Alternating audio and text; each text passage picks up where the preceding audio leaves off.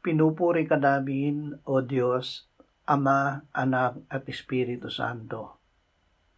Salamat, Ama, na ibinigay mo sa amin si Jesus na iyong anak na namatay para sa aming kasalanan, iyong muling binuhay, iniakyat at iniluklok sa iyong kanan sa langit.